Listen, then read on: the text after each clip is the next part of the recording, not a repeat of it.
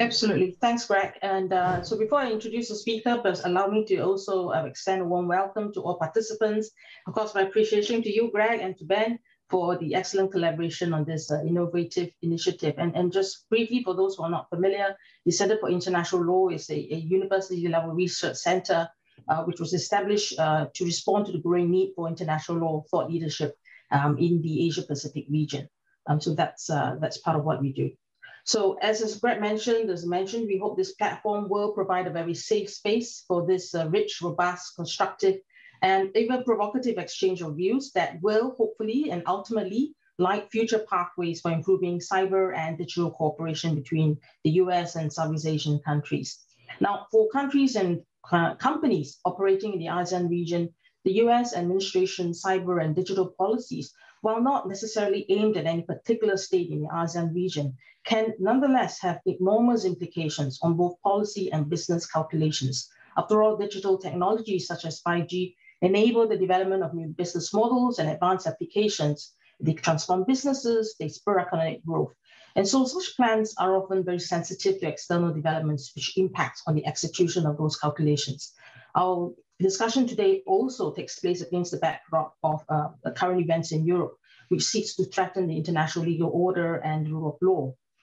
So those are really contextual background that we need to bear in mind as well. In this regard, I note that several Western country governments have, in this regard, called on the global digital platforms to remove related disinformation pertaining to this current conflict, with Australia's communications minister explicitly linking this request to upholding of international norms. So this really comes then to the point, not just governments, but also the role of global companies, whereas with some we see going even beyond state-required action. So developments in Europe, of course, are not the subject of today's dialogue, but it does throw up, I think in my view, very pertinent questions of the international legal and policy framework. And of course, also the role of private actors, not just as conduits for the enforcement of norms, but also as sites of influence and power in their own right. So we're very privileged today, really, to have with us current and former current experts debating and engaging in this rich sharing of perspective from the government, from think tanks and corporates on these important questions. So to start off our dialogue, I'm very pleased to introduce our two eminently qualified speakers who will each share from the US and the ASEAN perspective.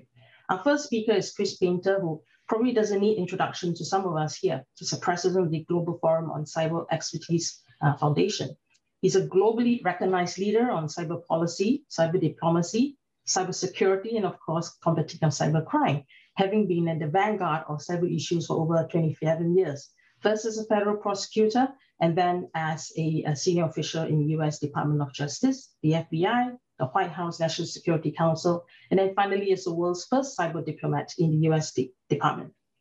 Now, in that role, Chris coordinated and led the US diplomatic efforts to advance an open, interoperable, secure, and reliable internet and information infrastructure, as well as advising the Secretary and Deputy Secretary of State on these very important emerging issues. So that's Chris, and we're very pleased to have him with us today. I'll first move on to introduce Sithu, so we have a very smooth handover of the discussions. Now, Sithu Ponraj is a senior visiting fellow at the RSIS Center of Excellence for National Security, where he researches and writes on digital and cyber issues. Sithu was previously with the Singapore Cybersecurity Agency as director, where he played a very key role in the development of Singapore's international cyber strategy and in its international and regional engagement and capacity building initiatives. I've had the pleasure of working with Sithu in my former life, and I'm very glad to have the opportunity again to interact on these important issues. So over to both of you, who will then deliver the respective remarks and which were recorded before we will then move into a closed door discussion. Chris, over to you, please. Great. Thank you for that introduction. And it's, again, great to be with all of you here today. And I should just first say that, the ASEAN as a region is something that's been a priority for the US and for US policymakers for some time. I remember engaging with various ASEAN level meetings in ASEAN countries shortly after I started the office of the State Department back in 2011. So it's not a new thing, that engagement. It's ebbed and flowed over time, but it's certainly been a priority. And there's been a recognition, of course, that ASEAN is not monolithic. different countries are in different levels of development, different countries have different priorities, but it's always been seen as, I think, an important strategic partner or potential partner sometimes with the US for a number of reasons. One, there's been a lot of development in those countries, economic development, other development, particularly in countries like Singapore. There's, I think, a very important population in all these countries that the US has wanted to engage with. Second, I think many of those countries are sort of swing states in the sense that they're not firmly in the camp that's often recognized as the Western group or the China-Russia group. They kind of are in the middle in some ways and have different priorities in that. So it's important to engage them then. And third, as China becomes more of an issue for the US in terms of theft of intellectual property, but also other cyber conduct, including, some of the competitive conduct, I think it's important to engage with that region, not just with other partners, but that region particularly. So it's always been seen as an important area. Now, clearly the Biden administration, when it came in, so my first point is engagement with ASEAN is not new. It's not a product of the Biden administration, but I think it's certainly been amped up under the Biden administration. And the Biden administration, I think the big difference between that, one of the big differences, at least in cyber, between that and the Trump administration, there are many differences, is that it really, truly, at a very high level, prioritized cyber and cybersecurity as an issue. Now, that doesn't mean things didn't happen under the Trump administration. They did, and I'll get to those in a moment. But it was really made a national level priority. President Biden frequently talked about the importance of cyber, how it's going to be a priority throughout his administration. That's turned out to largely be true in the last year, that the walk has followed the talk in terms of making this a priority, appointing high-level people at the White House, making it a priority across the interagency. And because of some external factors, ransomware and other things have happened, really elevating it on the world stage at a number of international venues at a very high level. So that's been important. And the other thing that was also said by the Biden administration when it came in was it was going to move to less a unilateral America first approach to much more of a multilateral cooperative approach. And indeed, engaging with the rest of the world has been a priority, both of the State Department, which it naturally would seem to be, although there were ebbs and flows in that during the last administration, but certainly of the White House too, and engaging around the world, but also with ASEAN in particular. And as I said, this is not something that had started out of whole cloth during this administration. There were initiatives that were launched certainly before that. There was initiatives launched with ASEAN when I was in the State Department back in the Obama administration. Cyber became a key element in some of the ASEAN-US policy dialogues, really for the first time back then. And then it became there was a significant statement at the leaders level, the US and ASEAN leaders level back in 2018. Out of that statement, there was created a US-ASEAN, or depending on ASEAN-US, depending on where it's being held, cyber policy dialogue that's now met 2 times. It's met most recently. First time was in Singapore, most recently, just recently, a few months ago. And if you look at the statements of those dialogues, there's really the panoply of every issue you can think of, everything from norms in cyberspace to accountability to issues around cybersecurity and critical infrastructure protection to capacity building. And capacity building has been a very big topic in ASEAN because, as I said, countries are in different levels of development and need help. And there's been a lot of work done by Singapore and other countries and third-party groups like Australia, Japan, and the US, and working on capacity building initiatives in the region. Something that's near and dear to my heart is the Global Forum on Cyber Expertise, which specializes in capacity building, which Singapore has been part of from the beginning as well. So there's been a lot of commonality of interest, which I think is important. And certainly that's been elevated during the Biden administration in terms of how that's being looked at. There are some, there's certainly some areas though, where I think things are still developing. Like I said, different countries have different levels of development. So the Biden administration is going to engage with ASEAN as a whole, as it's been doing, as is traditional, but also is going to engage with individual members because the members of ASEAN are not all the same. They have different priorities too. And I think it's important for the administration and this government to engage with all of them. Singapore, obviously a very important one. Singapore played a huge role in taking the results of the UN a governmental experts group and translating them into a ministerial statement, really one of the first regional ones that did that, endorsing the norms that came out of the group of governmental experts, which is important. But I think the challenge is in another area of US policy that I think has been tried to be advanced, which is the area of how do you deal. It's great to have norms, it's great to have rules of the road, but how do you deal with malicious actors? How do you make sure there's accountability? And what the US has been now, I think, pushing for some time, and was in the last administration and this administration, is the idea of this accountability and collective action to make bad actors to account. And that includes, but not limited to, consequences on those actors. And I think that's where there's still a real challenge because, we have seen because of the Ukraine recently, I know Sitchu's going to talk more about that, more common action among countries. Now, that wasn't a cyber event, or it's not been predominantly a cyber event, but countries coming to actually condemn bad actions and to take steps. But in cyberspace, it's always a difficult thing, particularly when the actor is a country where ASEAN countries, frankly, have a relationship with too, like China, for instance. So how and when you have that accountability, how and when you impose consequences, I think is a difficult thing that needs to be worked out. The US during the Trump administration advanced something in the UN where a collection of countries signed a statement about this collective engagement. I think Singapore was at that meeting, but I don't think they'd signed that statement because I think they, and probably Sitchu will talk more about this too, did find themselves a little in the middle of that.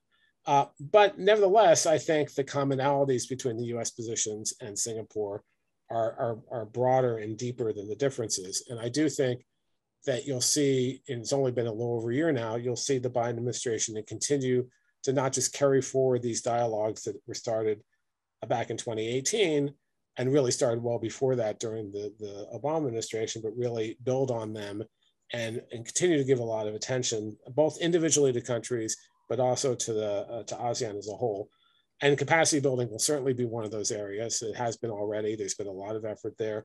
But beyond that, in terms of policy engagement, as we see all these things being debated more and more on the world stage, including at a new OEWG, open-ended working group in the UN, and the Cybercrime Convention, where the Singaporean is the chair of the OEWG, as we have now a new cybercrime convention being debated in a different part of the UN, I think it's critically important for the US to continue to engage with this region and to talk about what the US priorities are and to find out what the region's priorities are and how those can dovetail together.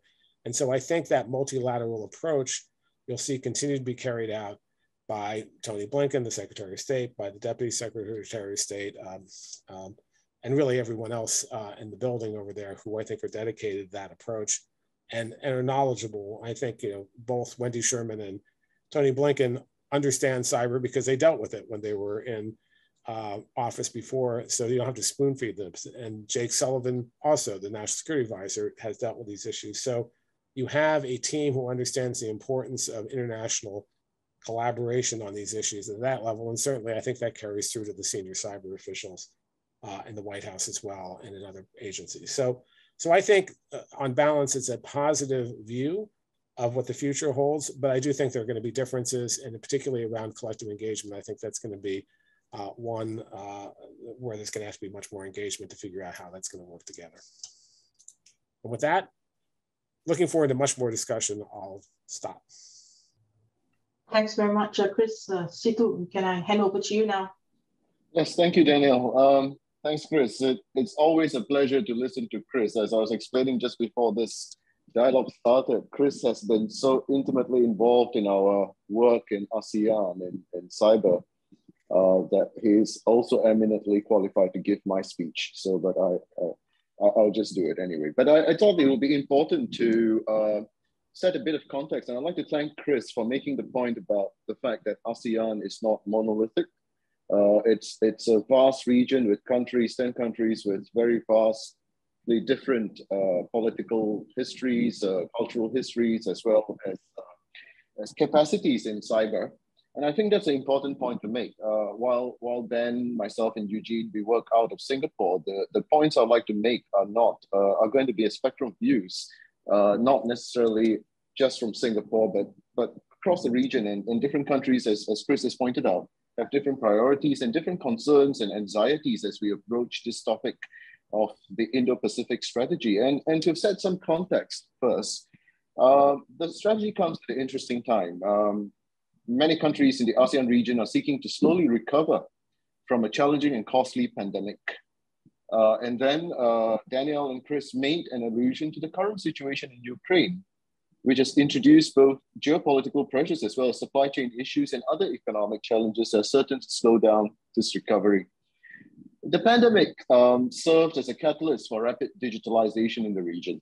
The increasing scope and tempo of key government and economic and social services activities that have migrated online since the start of the pandemic have underlined to ASEAN countries the potential of digitalization and the technologies associated with it to secure long-term economic success and stability, leapfrog development, and ensure the betterment of livelihoods of their people.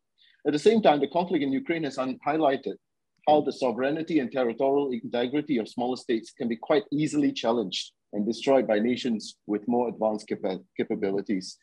While the massive cyber attacks have not yet materialized at the scale expected in the Ukrainian conflict, the recent cyber attacks, including the ransomware attacks over the last year, and increasingly sophisticated disinformation campaigns have shown the potential destruction and chaos that can be unleashed to the use of cyber and digital means when these are used against critical information infrastructures, providing essential services to the public.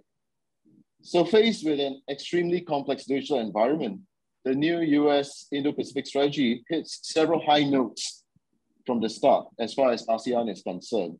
The commitment to building a free and open, connected, prosperous, secure, and resilient Indo-Pacific region based on a rules-based international order, where governments can make their own sovereign choices, and these are all words from the strategy, consistent with obligations under international law, is important to ASEAN nations. Such a commitment, together with a support for an open, interoperable, reliable, and secure internet, the development of consensus-based technical standards, and the implementation of a framework of responsible behavior in cyberspace and its associated norms, aligns strongly with ASEAN's interest in supporting the development of such a rules-based international digital and cyberspace that can serve as a trusted arena for cooperation and growth, rather than a battlefield or catalyst for geopolitical conflict.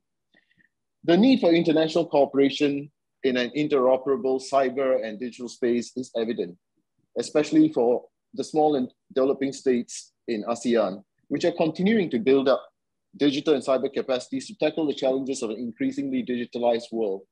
Securing a transboundary cyberspace where transnational critical information infrastructures such as banking and finance, aviation, maritime communications are increasingly interconnected requires strong cooperation and coordination on the part of states, and not just states, but also industry players, civil society, and the person in the street. So the new Indo-Pacific strategy's emphasis in supporting and strengthening the multilateral mechanisms and capacity building on a broad range of issues is therefore welcome, given the US's own deep and extensive historical engagement and links with the region and its geopolitical, economic, and technological heft. ASEAN countries will certainly look forward to the US's continued strong engagement and constructive participation in various regional fora such as the ASEAN Regional Forum, as well as at the UN cyber discussions at the open-ended working group and the third committee. This is because we look upon these platforms as places where voices and concerns of all countries, both large and small, can be heard. The strong signal from the US that it is indeed willing to contribute to making these processes meaningful and successful and productive would be a key element in building trust and confidence in the US's intent to engage with the world. I think at the same time, there is a genuine concern among many of the countries in ASEAN to understand how far this US commitment to dialogue will go, and indeed how this dialogue and cooperation will be implemented. So the new Indo-Pacific strategy positions itself as also being part of a US effort to combat China's influence and growing power, as well as what it refers to as its coercion and aggression across the globe, which seeks to undermine human rights and international law, as well as other principles that have brought stability and prosperity. The proposal in the strategy to use integrated deterrence, collective action, and build asymmetric strength by tapping on a network of security alliances and partnerships can be problematic in ensuring buy-in for the strategy in the Southeast Asian region, especially if the contestation is portrayed as a conflict between ideologies and values. ASEAN has deep historical, geopolitical, and economic links with China, and not just with China, but also with US, Australia, India, Russia, and any of our other dialogue partners. ASEAN countries do not want to be forced to choose between US and China, simply because it is more sensible for smaller countries lacking resources to work with all partners as far as possible. So it is debatable how successful an effort to build alliances against China will be in this region. Forcing the issue and requiring ASEAN countries to choose sides may end up splitting the grouping or making it dysfunctional, something that can be detrimental to the concept of ASEAN centrality and effectiveness of the grouping that the strategy itself endorses. The concept of an integrated deterrence and collective action as a cornerstone of the US approach to bolstering regional security and the allied idea of operating forward can also be problematic. Operating forward seems similar to the concept of defend forward and persistent engagement contained in the 2018 US cyber strategy, which involves disrupting or halting malicious cyber activity at its source, including activity which falls below the threshold of below the level of armed conflict, and to persistently contest malicious cyber activity in day-to-day competition. Certainly, defending forward can be a force for deterrence and protect smaller and less developed nations from prolonged cyber operations that can sap away at their ability to function sovereignly. However, there's also concern among many that such operate forward initiatives may work outside the framework of internationally agreed rules and can also have a destabilizing effect by unleashing an arms race in cyberspace if large powers seek to preempt each other through cyber attacks. There's also worry among many smaller and developing countries with limited resources that they might be forced to choose sides in a conflict between big powers or unwittingly end up as targets if they're unable to secure their cyberspace adequately and systems in their territory, their cyberspace and systems in their territory adequately, which may be used to launch attacks on the US or its allies. So to its credit, I think to end, and the new strategy does speak about managing competition with China responsibly and cooperating with it on areas such as climate change and non-proliferation. However, read together with US initiatives such as the Quad and AUKUS, there may be a need to address the charge that the strategy is primarily anti-China. So this is not to say that ASEAN condones bad behavior in cyberspace. In their 2018 statement, ASEAN leaders spoke up in support of a rules-based order in cyberspace and the adoption of norms of responsible state behavior recommended in the UN Group of Governmental Experts report. In fact, ASEAN was the first region to subscribe in principle to the 11 norms contained in the report. The strategy makes a good start. To convince ASEAN that building such a rules-based order is better done also through a framework of alliances and integrated deterrence rather than consensus-based and inclusive international agreements would require the US to bring some hard evidence to the table. I think there's also a need to have willingness to offer a range of options where ASEAN countries can participate in such activity at levels comfortable with themselves. So it's not fully in, fully out sort of thing. I think this will in turn require much patient dialogue and diplomacy. I look forward to hearing thoughts from everyone around the table. Thank you. Thank you very much to Situ and Chris for sharing those perspectives. I think there's a lot of food for thought and a lot of food for discussion.